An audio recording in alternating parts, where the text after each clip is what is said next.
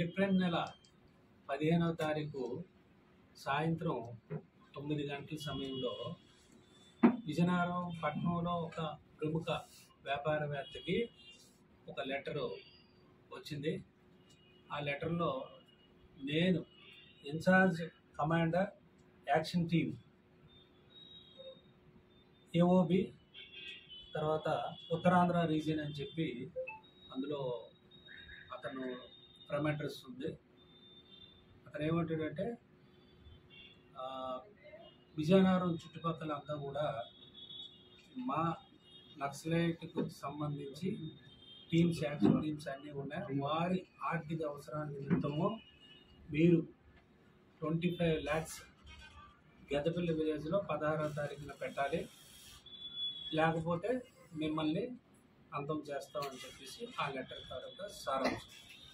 మరి అదే రోజు 15వ తారీఖు కూడా రాత్రి 10 గంటలకి విజయనగరంలోనే ఇంకొక ప్రముఖ వ్యక్తికి ఇంకొక లెటర్ వచ్చింది. ఆ లెటర్లో సారాంశం కూడా ఇదే.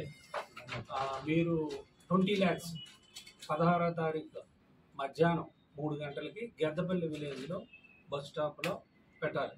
మీరు ఇంకేమైనా పిచ్చివేషాలు వేస్తే మీకు మీ అంతు చూస్తాం, మీ ప్రాణాన్ని తీస్తామని చెప్పేసి ఆ లేఖలోని సారాంశం. అయితే ఆ ఇచ్చిన రిపోర్ట్ మీద మేము 1 టౌన్ పోలీస్ స్టేషన్లోని 2 టౌన్ పోలీస్ స్టేషన్లోని మేము కేసెస్ రిజిస్టర్ చేసాం. 19వ తారీఖున చేసి దర్యాప్తు చేసాం. దర్యాప్తు చేసి ఇవాళ 21 బాలాజీ జంక్షన్ దగ్గర మధ్యాహ్నం 2 గంటలకి కొచ్చర్లపాటి వెంకట బంగారరాజు 50 సంవత్సరాలు, ఇతని సొంత ఊరు అక్కడ చిరుముసిరివాడ పెందుర్తి విలేజ్. అతన్ని బండి మీద వస్తున్నప్పుడు అతన్ని అరెస్ట్ చేయడం జరిగింది.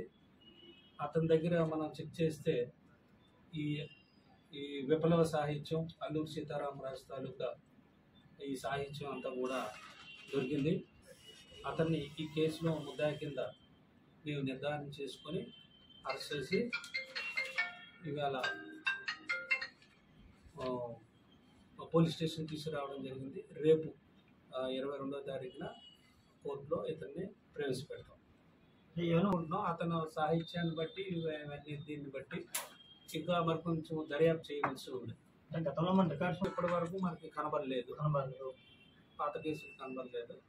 ఇంకా ఫర్దర్గా మనం ఇతని చరిత్ర, బ్యాక్గ్రౌండ్ ఇవన్నీ కూడా వెరిఫై చేయాలి. ఇంతకుముందు ఇతను విజయనగరం టౌన్లో ఒక ఇన్సూరెన్స్ కంపెనీలో పనిచేసేవాడు. ఇన్సూరెన్స్ అవన్నీ కూడా అందులో చేసేవాడు. వాళ్ళ బంధువులు కూడా ఇక్కడ కొంతమంది ఉన్నారు, బాబా మెంటల్ సిస్టర్స్ అందరూ కూడా ఇంకా వెరిఫై చేయవలసి ఉంది. ఇతను మనం ఏంటంటే బేసికల్గా ఈ టెక్నికల్ దీంతో కూడా మనం పట్టుకోవడం జరిగింది. ఇతనే కూడా ఆయన ఏం చెప్పాడంటే in-charge commander action team people's war group ML AOB Uttarandhra region అతన్ని సంబోధించుకున్నాడు. అవి కోర్టుకు పంపిస్తాం. అదే కేసులో కీలకమైన ఆధారం కాబట్టి అవి సీజ్ చేసాము, కోర్టుకు పంపిస్తాం. అంటే ఒరిజినల్ ఇది కాదు, ఆ సాహిత్యము, ఆ ఇంక్లైనింగ్ ఉన్న అతను, ఆ ఆలోచనలో ఆ భావజాలాలు ఉన్న వ్యక్తి. ఇంకా డీప్గా ఇంకా దర్యాప్తు చేయవలసింది ఉంది.